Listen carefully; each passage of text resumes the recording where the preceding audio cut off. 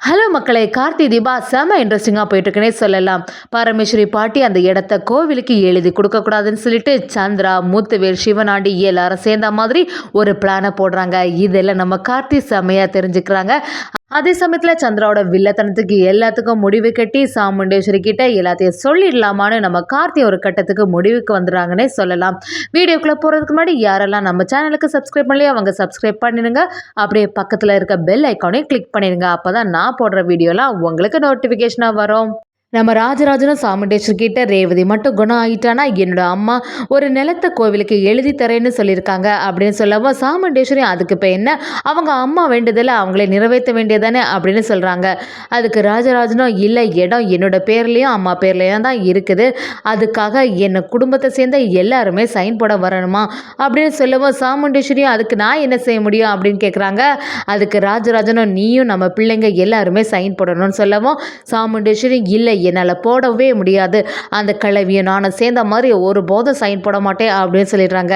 அதுக்கு சந்திராவும் சாமுண்டேஸ்வரி கிட்ட ஆமாக்கா நீ சொல்கிறது எல்லாம் தான் கரெக்டு அப்படிங்கிற மாதிரி பேசவும் ராஜராஜன் ரொம்பவே கோவப்பட்டு ஒரு கட்டத்தில் சந்திரா இது எங்கள் குடும்ப விஷயம், இதில் தலையிடாதன்னு சொல்லிட்டு நம்ம ராஜராஜன் சொல்லிடுறாங்க. இதை கேட்ட உடனே சந்திரா அப்படியே என்ன பார்த்தீங்களாக்கா, ஆமாம் ஆமாம் எப்படியெல்லாம் என்கிட்ட பேசுகிறாங்கன்னு சொல்லவும் நம்ம சாமுண்டேஸ்வரி இல்லை அவளை எதுக்கு இந்த மாதிரியெல்லாம் சொல்கிறாங்க, அவளே அவளோட புருஷன் வேண்டான்னு சொல்லிட்டு என் பக்கமாக வந்து நிற்கிறா, அப்படிப்பட்டவளை நீங்கள் இப்படியெல்லாம் சொல்லாதுங்கன்னு நம்ம சந்திராவுக்கு ஆதரவாக ராஜராஜன் கிட்ட பேசுகிறாங்க. இதெல்லாம் கேட்டுட்டு இருந்த மயில் வாகனமும் என்னத்தை இந்த மாதிரியெல்லாம் இருக்கீங்களே, இந்த குடும்பத்தை அழிக்கணும்னு சொல்லிட்டு எல்லா பிளானையும் போடுறது அவங்க தான், இன்னும் இவங்களை நம்பிட்டு இருக்கீங்களே அந்த மாதிரி நம்ம மயில் வாகனம் மனசில் நினைக்கிறாங்க.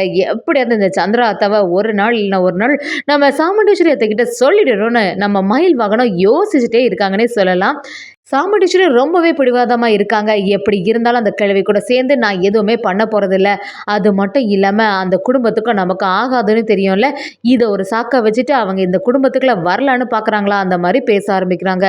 சாமுண்டீஸ்வரி எப்படி இருந்தாலும் நான் சைன் போட போகிறதில்லன்னு அந்த இடத்த விட்டு போயிடுறாங்க. சந்திராவும் நம்ம கார்த்திட்ட வந்து கார்த்தி என்ன இதெல்லாம் உன்னோட பிளான் தானா, எப்படி அந்த கிழவி அந்த வீட்டுக்குள்ளேயே கூட்டிகிட்டு வந்துடலான்னு பார்க்குறியா, இதெல்லாம் நடக்கவே செய்யாது, என்னோட அக்காவை பற்றி உனக்கு நல்லாவே தெரியும்ல, அவள் எல்லாம் இதுக்கு சம்மதிக்கவே மாட்டா அப்படிங்கிற மாதிரி சவால் விடுறாங்க கார்த்திகிட்ட.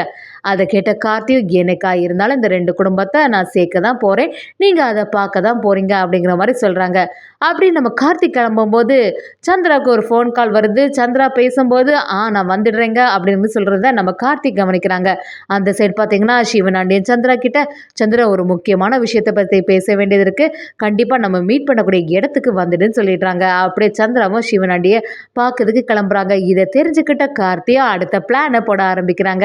சந்திராவும் சிவனாண்டியை மீட் பண்ண போறாங்க. நம்ம சாமுண்டேஸ்வரி சந்திரா கிட்ட எங்க சந்திரா போற இந்த டைமுக்கு அப்படின்னு விசாரிக்கவும் சந்திராவும் இல்லக்கா இதோட ஃப்ரெண்டு வெளியில இருந்து வந்திருக்கா, அவளை பார்க்க போறேன்னு சொல்லி சமாளிக்கிறாங்க. நம்ம சாமுண்டேஸ்வரி சரி போற வழியில செங்கல் சூளை இருக்குல்ல, அதுல நான் தரக்கூடிய பணத்தை சேஃபா எடுத்துட்டு போய் அங்க உள்ளவங்களுக்கு சேலரியா கொடுத்துருன்னு சொல்லிடுறாங்க. அதை கேட்ட சந்திராவும் எப்பவும் உன் டிரைவர் மாப்பிள்ள தானே கொடுப்பான், இப்போ என்ன புதுசா என்கிட்ட தரேன்னு சொல்லவும் சாமுண்டேஸ்வரி அவங்களுக்கு ஏதோ வேலை இருக்குன்னு சொன்னாங்க, அதனாலதான் உங்ககிட்ட தரேன்னு சொல்லிடுறாங்க. சந்திராவும் சரியக்கா நான் கண்டிப்பாக கொடுத்துறேன்னு சொல்லி கிளம்புறாங்க. இன்னொரு சைடு பார்த்தீங்கன்னா சந்திராவும் சிவனாண்டியை மீட் பண்ணுறதுக்கு போகிறாங்க. அப்படியே அந்த பேக்கையும் எடுத்துகிட்டு போகவும் சிவனாண்டியை சந்திராவை பார்த்து ஒரு பெரிய விஷயம் நடந்திருக்கு சந்திரா, அதை பற்றி தான் சொல்கிறதுக்கு நான் கூப்பிட்டேன் அப்படின்னு பேச ஆரம்பிக்கிறாங்க. ஆனால் இன்னொரு சைடு நம்ம கார்த்தி அதெல்லாம் கேட்டுட்ருக்காங்கன்னே சொல்லலாம்.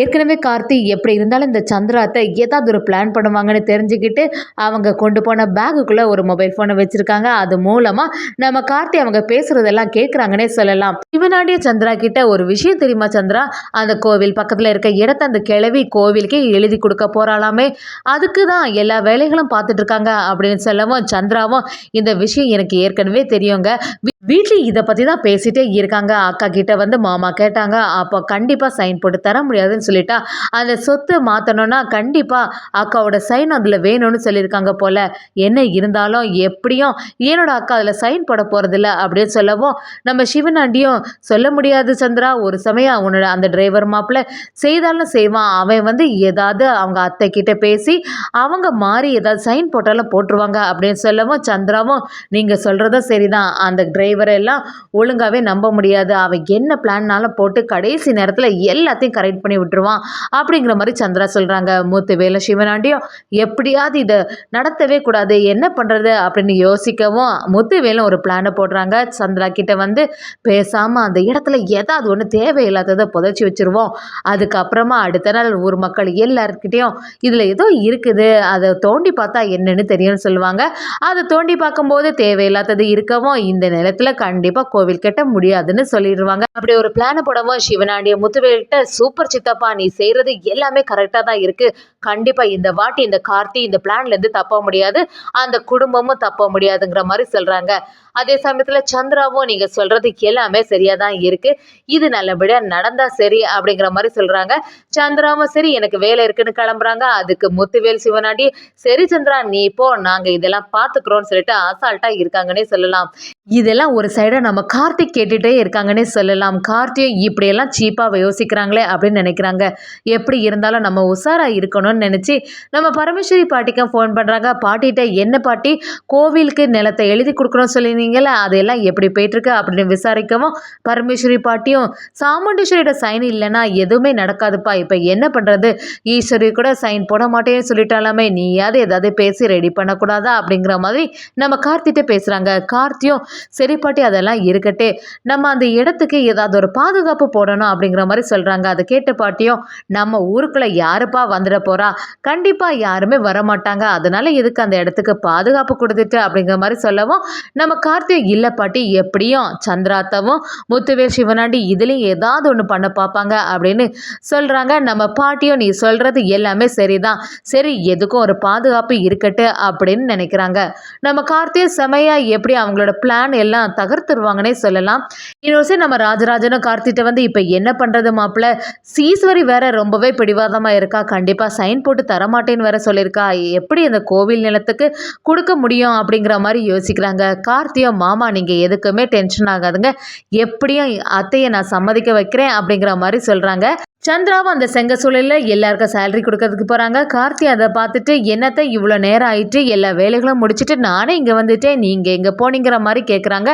சந்திராவும் நான் எங்கே போனால் உனக்கு என்ன, நான் அப்போவே வந்துட்டேன், நீ எதுக்கு இங்கே வந்த, நீ தானே வேறு வேலை இருக்குன்னு சொன்ன அதுக்கப்புறமா இங்கே நிற்கிறீங்கிற மாதிரி சந்திரா கேட்கவும் எனக்கு வேலையெல்லாம் முடிஞ்சுட்டு அதான் இங்கே வந்தேன்னு சொல்லிட்டு சேலரி எல்லாருக்கும் கொடுக்க ஆரம்பிக்கிறாங்க. கொஞ்ச நேரத்தில் பார்த்தீங்கன்னா நம்ம சந்திரா வீட்டுக்கு வந்தோடனே சாமுண்டேஸ்வரி சந்திரா கிட்ட என்ன சந்திரா எல்லாருக்கும் எல்லாம் கொடுத்துட்டியா அப்படின்னு கேட்கவும் சாமுண்டேஸ்வரி கிட்ட சந்திராவும் ஆமாக்கா எல்லாத்தையும் கொடுத்தாச்சு, வேற ஏதாவது சொன்னாங்களான்னு ஈஸ்வரி கேட்குறாங்க. அதுக்கு சந்திராவும் ஆமா கொஞ்ச நாள் கூட லீவ் வேணும்னு சொன்னாங்கன்னு கேட்கவும் நம்ம சாமுண்டேஸ்வரி அதுக்கு என்ன எல்லாருக்குமே கொடுத்துடலாம் அப்படிங்கிற மாதிரி சந்தோஷமா சொல்லிட்டு இருக்காங்க. இன்னொரு சைடு பார்த்தீங்கன்னா கார்த்திக்கு யோசிக்க ஆரம்பிக்கிறாங்க. இந்த சந்திராத்தை இப்படி இருக்காங்களே, எப்படி இருந்தாலும் அந்த நிலத்தை நல்லபடியாக எழுத வச்சிடணும், அதே சமயத்தில் கோவிலும் கட்டிடணும்னு நினைக்கிறாங்க. அதே மாதிரி இந்த சின்னத்தையை சும்மாவே விடக்கூடாது, எல்லாத்துக்கும் காரணம் இவங்க தான், இவ்வளோ நேரம் பக்கத்துலேயே இருந்துட்டு அவங்க அக்காவுக்கு இப்படி துரோகம் பண்றாங்களேன்னு சொல்லிட்டு நம்ம கார்த்தி செம அதிரடியாட்டு சந்திராவை வெளுத்து வாங்குறாங்கன்னே சொல்லலாம்.